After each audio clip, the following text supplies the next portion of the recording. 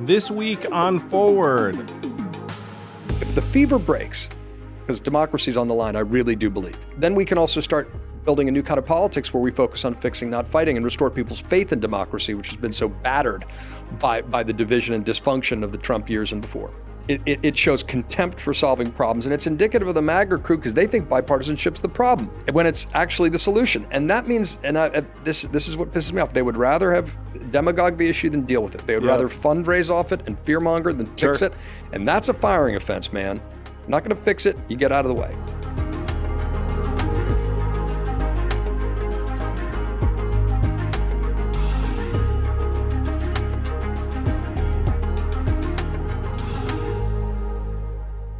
It is my pleasure to welcome to the podcast friend to the country, I'm going to say, best-selling author many times over. You might know him from CNN, and now he's the newly minted Congressional candidate for New York's 1st District, John Avlon. Welcome, John. It's good to see you, my friend. It is great to have you. So how has it been this last number of days shifting gears from beloved media personality to beloved congressional candidate? Question mark. It's been chrysalis. No, it's been a fascinating shift, and it feels really good. I got to tell you, it feels really invigorating. The response to the campaign has been really heartening. I mean, our campaign video launch got 2.6 million views. No one was expecting that, least of all me. I got to say, you guys should check it out because it was very, very succinct and to the point. Is very, it's like wasn't. So some of those videos that are kind of irritating. Yeah. John was we try not for that. That's it. We keep it tight. And then, but we've been a bunch of candidates. Basically, we shifted the calculus of the race on day one. The Republican national, the Congressional committee starts attacking me. The Republican incumbent starts attacking me, and the Democrat who'd previously been the front runner started attacking me. And that's as it is. I think that I disrupted the calculus of the race. Frankly, it is a battleground. It is a swing state. But I think the incumbent thought he could kind of suck up to Trump and sort of slink back into office. And now he knows that ain't going to happen. And then George Santos got in, which is really weird. Oh, yeah, that's a weird one.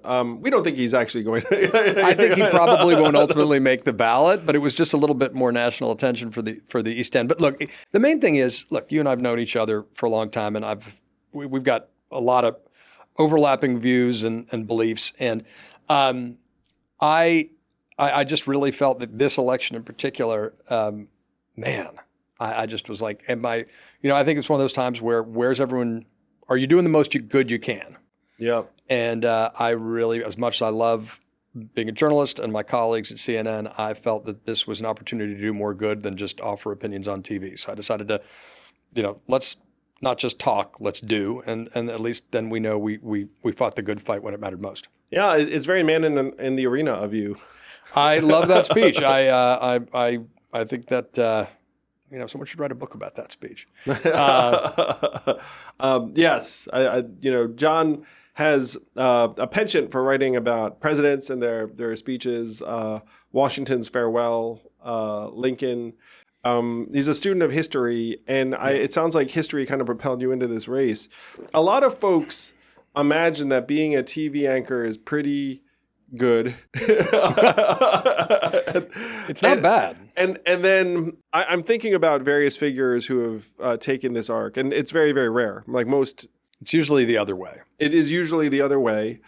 One person, and he's not a TV personality, but it occurred to me, Nick Kristof of the New York Times threw his hat into the ring in Oregon. Yeah. And it was a wild dynamic where he kind of ran afoul of the Democratic Party. Yeah, and then there was some ballot he didn't qualify for the ballot. They decided he wasn't Oregonian, I think. Yeah, there was a residency requirement, and he'd grown up there, and look, he's a great columnist. And I you always hate it when sort of the establishment finds a way. Look, one of the fascinating things is, and this, I mean, certainly before me, we don't make it easy for folks to run. I mean, the laws are almost set up for people who are like partners at law firms. Yeah. And so it really does entail sacrifice, especially if you've got young kids. We've both got young kids. I mean, you can't do it without your family support and in my case, Margaret's support. But when we realized Donald Trump was going to be the nominee, we just said, you know what, this is one of those times in history. And the joke of it is most people who talk to me about it are like, have you lost your mind? They'd be like, why? Why'd you do that? Why would you do this? Yeah. And I get the joke, right? And part of it is, and I think this is part of why there was a lot of pickup of the announcement, more than I'd expected. It's a little man bites dog. We're used to people leaving Congress to go be on TV and cable news. Yeah, totally. Tried to, yeah. And we have very few examples of people leaving cable news to go get in the arena and run for office. It's one reason why I loved your announcement so much and why I'm happy to be supportive in any way I can, because it's a true act of patriotism and principle. I mean, does not need to do it, like it is putting yourself into, the political arena in a time when we all know it's increasingly polarized and nasty and dirty. So that's one reason why I love it, is that it's a genuine act of character. And that's a reason to do it, though. Yeah, it's a reason. I wrote my final column at CNN was about this without saying what was happening, because I was trying to keep those two things separate. Yeah, of course. And part of what propelled me was the sense of the pervasive exhaustion right now that is surrounding politics, news, civics, like people tuning out because it all seems so overwhelming and exhausting. And exactly the wrong time to do that, exactly when we should be leaning in. But also, I think it's a downstream effect of what Steve Bannon used to call, kind of flooding the zone with shit. I think I can say that on your podcast. You can. You can say fuck all on this podcast. How about that? But that's about, initially it was in the context of we're going to overwhelm people with so much, bad, sinister information that their ability to be shocked will be none. They'll be overwhelmed. But I think part of the net effect has been to make people think that politics, and more importantly, public service, is dirty and dishonorable and a mess. And normal people should not go within a mile of it, because you're going to risk your finances, your reputation, and if your family. you do it, there must be something corrupt or sinister. That's right. but actually, I think the really sinister judo move they're making is they're trying to make it so that only the ideologues and the extremists, people who don't mind wading through shit, get in the arena. And the rest of us cede that ground to them when we pull back. That's true. So we got to do the exact opposite right now and take it back. That's what I believe. And you're right. So you're jumping in. That's one reason I love it, because don't have to do it. It's clearly an act of patriotism and principle. Number two, this race could have outsized national importance. And to lay out the groundwork, this is a district that you'd consider it a swing district. I think the way it's been redrawn, it might be Trump +1 or red +1 or something along those lines. But the Democrat lost by 11 points last time. And if you didn't run, it was going to be the same race, essentially. And there's no reason to think that it was going to all of a sudden change from an 11-point loss to something else. That was my concern. Look, I mean, it is... Putting aside, there was some last-minute redistricting. It had been a district that Biden had narrowly won, narrowest in the country, as a matter of fact. And unfortunately, the last couple of Democrats had lost pretty decisively. But that was part of my frustration was, if you have an R3, R4 district, which is, the partisan gap, by the way, they disaggregate independent voters in those calculations, which is interesting, kind of a nerdy conversation for later. It was not being treated seriously as a battleground. I think, Republicans said, well, hey, this guy won by 11. It'll happen again. It's going to be fine, yeah. Yeah, and I think Democrats were feeling a little demoralized because they were likely to put forward a self-funding candidate who'd run previously and someone that I'd supported, but lost by 11, right? I supported too, by the way. No, yeah. And it's really just, it's doing the math. Totally. At the end of the day. And that was... There are a lot of races around the country where it's like, hey, we pretty much know you're going to lose by 10. And if you run a really good race, you're going to lose by 6. Yeah, but this isn't one of those seats. But this is one reason why you are such an upgrade, value add, because this district is pretty much up the middle-ish. There are a lot of independents. Yep. And if you come to the table and say, hey, guys, look, I'm running as a Democrat. Don't like this MAGA crew, but I'm not a machine Democrat. I'm essentially like a get stuff done, sensible reform type candidate. I think you can win. And that's why I think it's such a massive upgrade and opportunity. Well, I appreciate that. I mean, look, in some ways it's a return. I first got really activated into politics around Bill Clinton's campaigns. I was a freshman in college in '92, and then I volunteered in '96, and I subscribed to the DLC magazine Blueprint, and that kind of Bill Clinton, Tony Blair, opportunity, responsibility, community made a lot of sense to me. And in fact, my first book in 2004, was Independent Nation: How the Vital Center Can Change American Politics. And so I've been singing from that hymnal for a long time. Long time, people. But I do think this is one of those districts, and God knows we talk about this all the time, but we need more swing districts, right? That's why one of the reasons the incentive structure is so screwed up. Yep. And here you've got a swing district where I've lived and voted, and this is a place that's exactly the opportunity for the politics. Not only an opportunity, but there's a need for politics that reaches out. Not only fires up the base, but reaches out to the center and can win over a majority of independents and even anti-Trump Republicans. And I think that's the opportunity of this election cycle. So, you might look at it and say, there's no way the guy won by 11 points last time, which, by the way, is generals fighting the last battle. That had to do with Lee Zeldin, the former congressman from the district running for governor, a lot of different macro factors. But you're going to see incredibly engaged high turnout. And with a candidate who can inspire folks and fire up the base, but then really target independents and speak to them and speak to those Republicans who realize that Donald Trump's the opposite of anything associated with Ronald Reagan or, the phrase constitutional conservatism. Yeah. Let's reason together again. And then if the fever breaks, because democracy is on the line, I really do believe. I really do. I think, then we can also start building a new kind of politics where we focus on fixing, not fighting, and restore people's faith in democracy, which has been so battered by the division and dysfunction of the Trump years and before.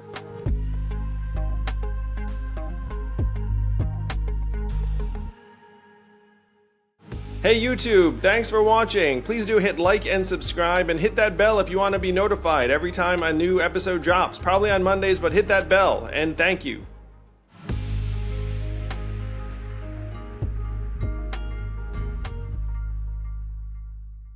You hear that? Someone who wants to transcend partisanship, bring people together, get things done. That's going to be John Avlon in Congress if we help him get there. God willing. So I'm going to tell people a story too. Three reasons at least why I'm excited about your campaign. Number one, this is genuinely an act of courage and conviction on your part. Number two, you massively upgrade the prospects of making that competitive race in a swing district that badly needed someone who could appeal to folks who are in the middle. And then number three, the story I'm going to share with people, and I actually have any number of John Avlon stories, but John Avlon introduced me at something called the FairVote Democracy Awards. So if you don't know about FairVote, it's an organization that promotes ranked choice voting around the country. And you know who's been on that page for years and years before just about anyone else? John Avlon. Boom.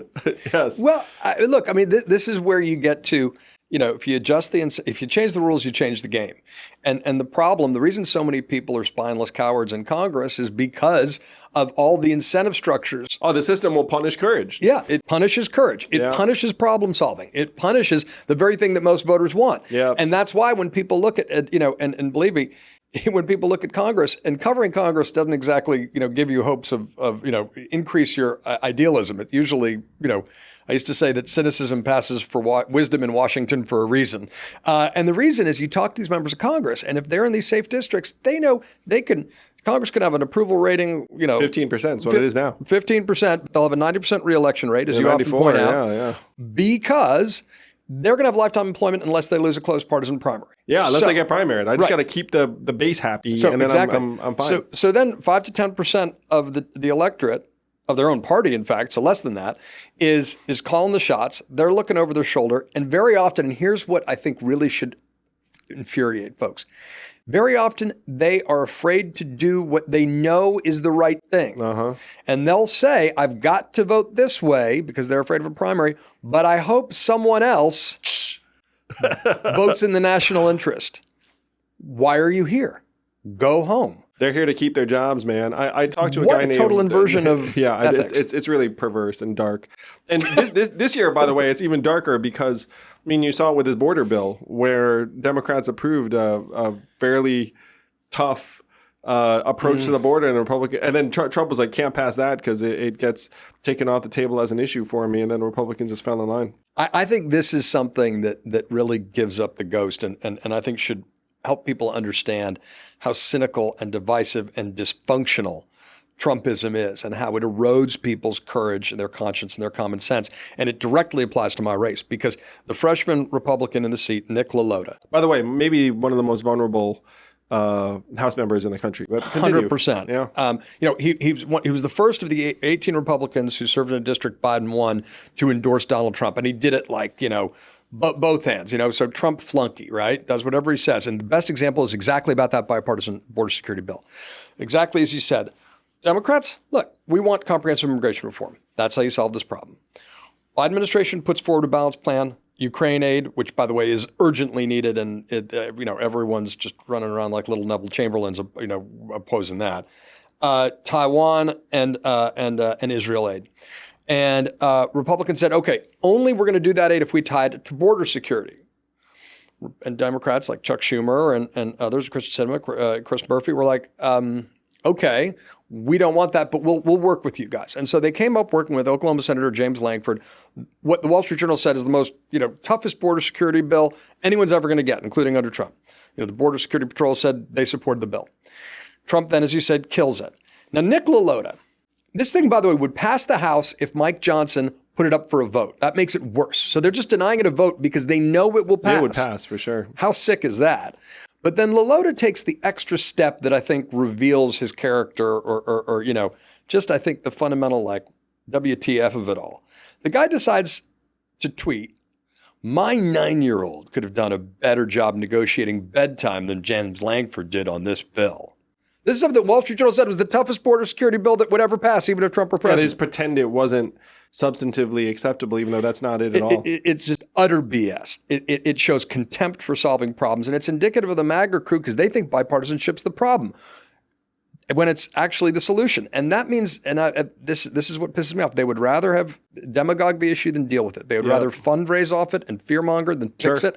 And that's a firing offense, man. You're not going to fix it, you get out of the way. Yeah, they think they're structurally impervious because of our, frankly, terribly designed system where a lot of them are going to be not challenged in the general, but Nick LaLota could be. LaLota is. He's got to find us now, and I'm, watch out, man, because in any sense that you could be a political hack and skate by and sort of pretend you're moderate at home. Oh, it's going to be MAGA. It's on. I mean, and so and there's a primary first, so I want to. Yeah. So let's talk about. I want to stay focused on on the. I think folks tearing each other down and apart in the primary ignores the real challenge ahead. Yeah. Totally agree. So to lay out the dynamics of the race, you get in, 3 candidates drop out because you're very formidable. You're going to put up a nice fundraising number at the end of March. And if you haven't given what you're liking, what you're seeing and hearing, go to johnavlon.com. Please do. And do chip in. I have donated and would encourage you to do so as well. This is a crucial race for the movement. So you get in, 3 candidates. Get out. One of them endorses you. Yeah, New York State Senator Jimmy Gorin, the highest respect for the guy, not just because he endorsed me, because he was really stand-up about it. And even before he endorsed me, he was waiting to see what Albany did. He made a point of doing what candidates usually don't do, which is he and I traded quotes in different articles saying we respected each other and liked each other, even though we were competitors at the time. And that's the kind of thing you want to see much. You mentioned ranked choice voting. The only thing that creates that dynamic structurally is usually ranked choice voting. Usually, yeah. Because all of a sudden, the candidates realize they need to, you catch more flies with honey than vinegar, and you need to appeal to the supporters of your opponent. And that's another reason why the structural reforms, they may sound wonky, they're changed the game. They're foundational. So you have a primary on June 25th, and it's you against the candidate who ran last time, Nancy Goroff. In 2020. In 2020. And, I think you're a much, much stronger general election candidate than Nancy. And I think the voters... You did a fundraiser. Yeah, I did support Nancy in 2020 because I thought she was a better candidate than her opponent. But in this case, I'm obviously supporting you and think that you're the best candidate for the general. So June 25th is the primary, and then you'll go to the general election against LaLota if you win. Yes, that's right. And look, I mean, the stakes just couldn't be higher. I mean, for every race, but especially if you're in one of the rare swing districts that could flip. I mean, Democrat control of the Congress could absolutely go through New York's first district, through Long Island. We already saw Tom Suozzi win the seat vacated by George Santos. And that was a great race. And I think there's a lot to learn from that race. Definitely. He was strong in the center. He played offense on the issues people care about. He didn't duck and slip into denial. And he won by 8 in a race that people thought was going to be razor thin. That's right. Lose. And I think, and candidate selection matters. That's the other bit of it. It just does.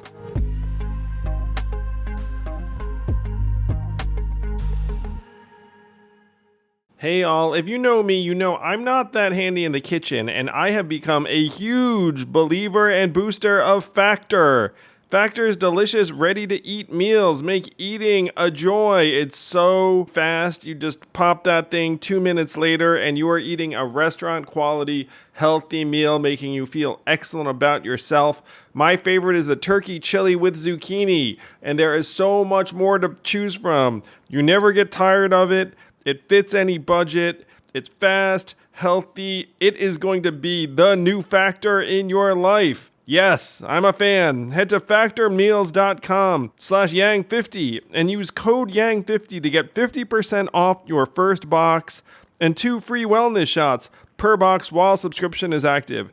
That's code yang50 at factormeals.com/yang50 to get 50% off your first box. Get Factor today. It's going to change the way you eat.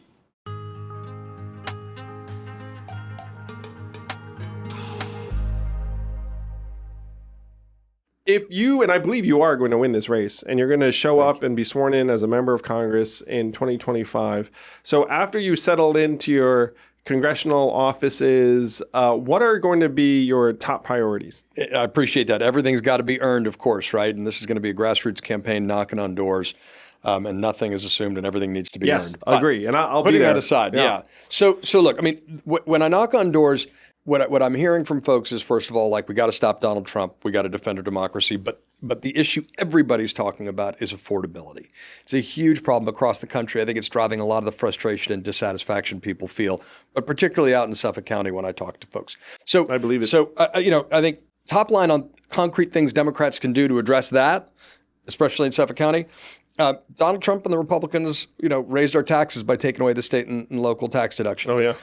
And for, if you got a family making $180,000, say, she's a teacher, he's a plumber, that's like $3,800 back in their pocket. That's a big deal. Expanding the child tax credit. Love that. We did it for 1 year, man. And it was the greatest thing that people had seen done in a generation to combat poverty. And by the way, I just want to tell a quick story on this because we'll go into it. So the child poverty rate is around, let's call it 11%, and then the enhanced child tax credit kicks in 2021. It goes down to 5%. So 120 economists then endorse it, say this is the greatest thing ever. And because of the dysfunction in Congress, it expires in 22, and so child poverty shoots back up to 11%. But here's something you might not know, is that, you probably know this part. So the House passed a partial revival of the child tax credit about 5 weeks ago, and it cleared the House by 200 votes in this House. I mean, imagine something passing. So it had some R&D tax credit stuff and the rest of it. Just great. And now it's sitting in the Senate, and a Republican senator said, hey, we don't want to give Joe Biden a win. Because they're concerned about everything wrong in politics right there. So this is like exhibit 2 as to the perversion, because they're like, oh, poor kids. Oh, we don't want to alleviate child poverty because someone might get credit for it. Yes. It's insane. No, that's exactly right. Look, we cut child poverty in half. We can raise that. We can expand that child tax credit. It makes a transformational difference. And actually help make just a little easier to raise kids, which is countercultural activity enough. And really make folks feel like the system. It is. No, me too. I am. I know. I mean, the reason I got into public life was my experience as a father, because when that first child arrives, you're like, whoa, my gosh. And then you think about what families are facing around the country. And government absolutely has a role in making it a little easier. This is another thing. To me, this is what lens through which to view everything. It's not an accident to me that the middle of our politics has been hollowed out at the exact same time that the middle of our economy has been hollowed out. Wow. Government needs to be strengthening the middle class. Joe Biden's done a lot to do it. I think ultimately the CHIPS Act and infrastructure bill will do more to help rebuild the middle class in America. But that needs to be the prism through which we're looking at all policies. I think there's obviously combating climate change. It's a huge issue everywhere, and Republicans keep trying to gut mitigation. And that's probably a big deal in that district. Absolutely. It's massively coastal. I mean, it affects everybody in every way, and there are concrete things that can be done. We just had the Army Corps of Engineers come and basically pump sand up back on and rebuild a beach, which is a great buffer. It's a temporary solution by which, maybe 5 years, but that's a pretty good deal, good solution. Transportation is a huge issue that ties with affordability. That's something that the infrastructure dollars, well-directed, can do. Obviously, this is part of the stakes of the race. If Republicans win Congress, it doesn't matter what their personal opinion is. They're voting for Mike Johnson for Speaker. They're voting for Trump for President. They're in effect enabling a national abortion ban because that is Mike Johnson's personal priority. Yeah, and I want to go into this for just a moment because some people might look at this and say, "Hey, is this like down as Republicans?" I mean, the fact is, right now, the way Congress functions, like all the power accrues to whoever the majority leader is in terms of being able to bring legislation, like you just said, that, hey, I'm not even going to bring this bill because, and by the way, like a lot of the rank and file members of Congress just essentially cede that role to whoever's running their party, and they say, okay, I get it. I'm down here in the totem pole. You're up here. I'll just play my role and things. And so much of this is about which party has the ability to bring bills to the floor. And right now, I will say, I mean, this probably is not shocking to people, but I feel like this version of the Republican Party has proven itself not to be terribly interested in governing. Yeah, that's one way to say it. I mean, some of them would admit it. I mean, they've done nothing. This is the do-nothing Congress, and at a time when we need to be doing a lot. And that's why one reason why this race again could be this pivotal lever. Because if you forecast the balance in Congress in 2025, it's going to be tight. That's about all I can say. It is. It's going to be tight. But when it's tight, when Nancy Pelosi and Biden were in, they got over 300 pieces of bipartisan legislation done. Republicans have done none. And that just goes to show that bipartisanship has become a partisan virtue right now in our politics. You might not want to deal with that fact, but that's where we are. But there are a couple other things. I mean, those are urgent issues, obviously, that face families, and you cannot underestimate the crisis of affordability for folks. 100%. We need to restore a sense that the American dream is accessible and the middle class can be a place to thrive and is being, not just squeezed all the time. It drives a lot of the anger and the anxiety and the frustration. And then if I come to you and say, hey, you know whose fault it is? Theirs. And then it'll be like, oh, yeah. Right. Immediately them. But there are other things structurally that, are incredibly important to me. Look, whether it's the John Lewis Voting Rights Act or, Joe Manchin and other people came up with alternatives. We need to be strengthening the guardrails of our democracy. That is essential. That needs to be done. Some stuff needs to be done through constitutional amendment, which is a long-term John's super pro-democracy. Hell yeah. Yeah.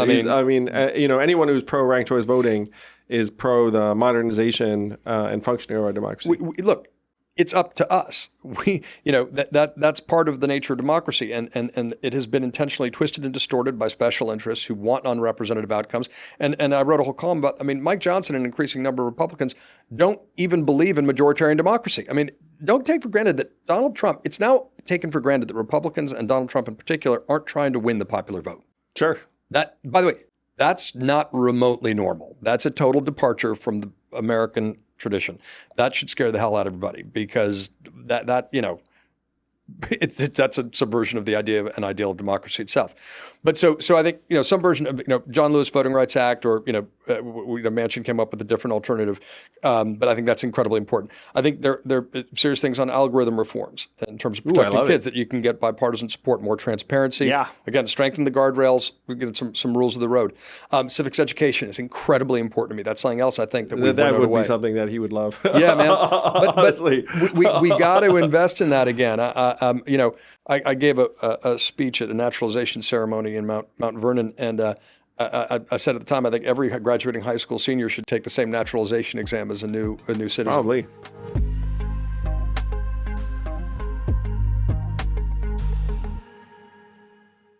This podcast is sponsored by Helix Sleep. I've always been a mattress guy in that I knew if you're going to spend 8 hours doing something, you should probably invest in doing it right. That's why I love Helix Sleep, which will send a mattress to your door that's made just for you. You take the Helix Sleep quiz and you get matched with a mattress based upon whether you want it to be soft, medium, firm, how you sleep, other variables, and then voila, it gets sent to your door and you can try it for up to 100 nights and send it back. They have a 10+ year warranty because they believe in their product so much. I do too. My kids do too. They actually seek out this mattress even though it was designed not for them. That's how good this product is. Helix has been awarded the #1 mattress picked by GQ and Wired magazine. It is even recommended by multiple chiropractors and doctors because they think it'll make you healthier. Don't take my word for it. Helix is offering 20% off all mattress orders and 2 free pillows for our listeners. Go to helixsleep.com/yang and use code HelixPartner20. This is their best offer yet, and it won't last long. With Helix, better sleep starts now.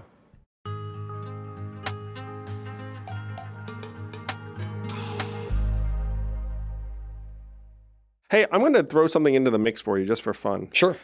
So very recently on the podcast, I had a guy named David McCullough III on who founded The Sun, who founded the American Exchange Project. So what they're doing is they're sending high school seniors to other parts of the country to work, live, and volunteer for I think it's about 10 days after they graduate, and then kids come back and say, it's completely changed their perspective. They have new friends for life, et cetera, et cetera. So you're probably a pro national service guy. Expansive definition of national service. Yeah, agree. So one of the interesting things when I was running for president, I was trying to figure out how to bring people back together. And I proposed something called the American Exchange Program, which was frankly somewhat similar to what David's doing. And David saw when he was naming his project, like American Exchange Project, he said like my campaign page was the first result, and they had project instead of program, but then they've spent the last 5 years building it. What kind of program would you like to see in that vein? So I strongly support this, and David McCullough's father, the historian of the same name, is one of my heroes and my favorite authors. So I co-wrote an essay with John Haidt and some other folks, Maya McGinnis and Mickey Edwards, called The Unum Test, that was published in Time. And it really laid out a vision, basically said, we need to put all politics through a prism of what can unite our nation across politics, economics, and culture. And in the culture section, national service was a big part of it, along with civics education. I think, and this could be a way to also help alleviate the college affordability crisis as well. You need to deal with some of the cost drivers, but this is a way to help, expand the GI Bill definition. It's not just national service, which we need to honor and strengthen, but all different kinds of national service. You could be, it could be, AmeriCorps, Teach for America. It could be working in local government. It could be working in the National Park Service. Anything that gets you out of your comfort zone and opens you up and brings Americans of different backgrounds together in different places to underline and highlight that fundamental belief that you and I have, that there's always more that unites us than divides us as Americans. But we got to get out of respective bubbles. We have to learn and recognize each other's common humanity. And so that's the basis. And there are practical reasons to do it from a national character and identity standpoint. Yeah. There's a practical benefit in terms of addressing the affordability of college. It would make our nation stronger in every way. So I totally support that. You know what you are? You're kind of like a super patriot, John. I am.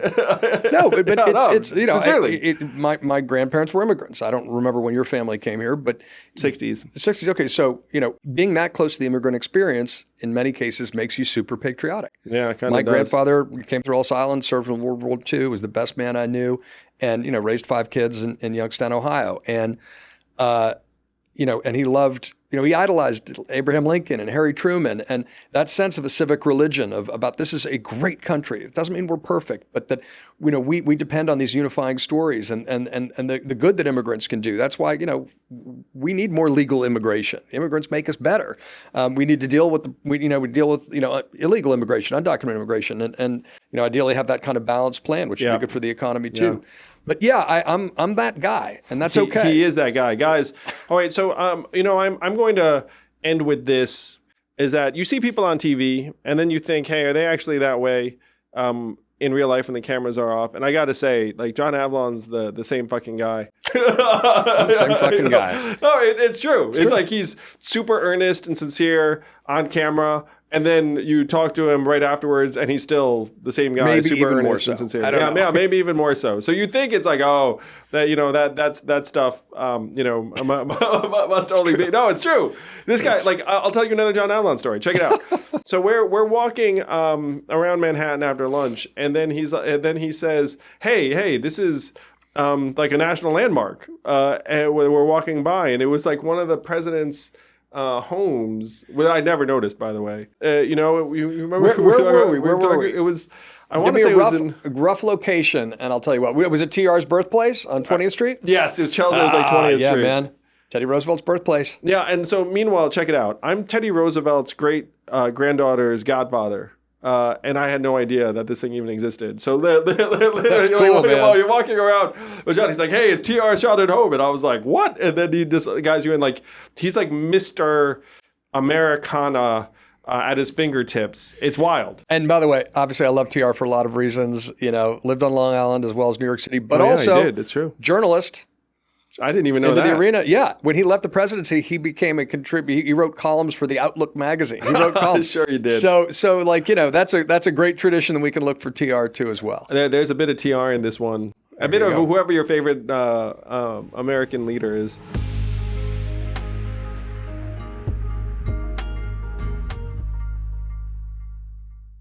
This podcast is sponsored by ExpressVPN. Why let big tech companies see everything you're doing online when you can just use ExpressVPN and then be footloose and fancy free? Plus, you get access to exclusive content by beaming in to another market. What do I mean? Let's say you have Netflix and you missed the show Snowpiercer. By the way, I loved that movie. And you want to watch the TV series, not available in the US on Netflix, but if you beam into the UK or someplace else, then there's Snowpiercer on your Netflix. See how it works? This is a way you can get more from what you're already spending on streamers, plus totally anonymous online, plus you can do it by pushing one button anywhere you are. It's why I love ExpressVPN. It's like a set it and forget it. So be smart. Stop paying full price for streaming services and only getting access to a fraction of their content. Get your money's worth at expressvpn.com/yang. Don't forget to use my link at expressvpn.com/yang to get an extra 3 months of ExpressVPN for free.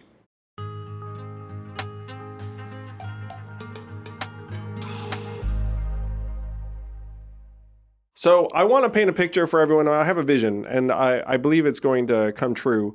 So John Avlon here is going to get into Congress. And then can you imagine having someone like John in Congress talking about ranked choice voting and other issues? First, you got to say he's a media dream.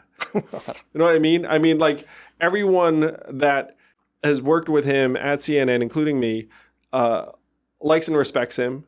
And so then if he has congressmen like on his Chiron, John's going to be able to reach people that wouldn't be reached any other way. Frankly, probably wouldn't care who the congressman was. It's too often true, right? Yeah, from this district. But then he's going to be able to help pull us in a better direction beyond partisanship. You can tell, I mean, he's running as someone who has to appeal to the vast number of independents in his district. And someone told me that number is actually in the, I was told something like 70,000 or like that. They're like a very significant number of independents in this. It's massive. I mean, so we have the lines have been redrawn a bit, but I mean, the registered advantage between D's and R's is actually very slim. And it's, I mean, independent voters make up the vast balance. I mean, it's close to a third. And so this is not actually like this is inevitably going red district, but you need to have the right kind of Democrat to win it. Yeah. You need to have a common sense Democrat. Yes. And look, we've talked about this for a long time. There's one functioning Big Tent political party in America right now. You got the Democratic Party, and then frankly, you got the anti-Democratic Party, the Trumpist Party. And so if I can help elevate and amplify these ideas that I've cared about and tried to do that on TV and in books and columns. I mean, you guys look up John Avlon's video clips, books, writings. you name, like, he's been hitting this stuff for not to date you or anything, but but literally decades. And he's been Wingnuts came out. My first book came out 20 years ago. Yeah. Yeah, no, it's wild. Like, he's one of the OGs of need a medallion or something with that. No, it's true, man. Would you get me one? Of this movement? I mean, I'd wear it, sure. And so we have a chance to get one of the OGs of reforming our political system to be more functional into Congress, where he can do a world of good. And he's doing the hard part, which is he's stepping away from, I'm going to call it cushy, whatever. He stepped away from a cushy, It's a great job. Like a cushy TV job to go out and grind it out on the campaign trail. And I got to say, he's a great fit for it because he's energized. He's loving meeting voters every single day. Yeah. And so the least we can do is get behind John, make sure he has all the support that we can muster. So that can include certainly contributing to his campaign. But if you're anywhere in the New York area, it's a very short car or train ride to Eastern Long Island. Come on out. Yeah, I mean, the district goes from Huntington on the North Shore, the birthplace of Walt Whitman, out to Montauk Lighthouse and everywhere in between. So it's a big district, and it's beautiful. I got to say, I think it's the most beautiful place in America. I'm biased, but I really do. See, a pretty great place to knock on doors and visit. John, we're going to be keeping up with you in your race every step of the way. If there's anything I can do to help, you've got it, brother. Thank you for not just talking the talk, but walking the walk. We certainly need you out there, and I'm going to love having you in Congress. God willing, and with your support and everybody's support. Yes. Let's do it. Let's go. Boom. John Avlon for Congress, johnavlon.com, New York's 1st District. Let's get him into office, people. Thanks, man.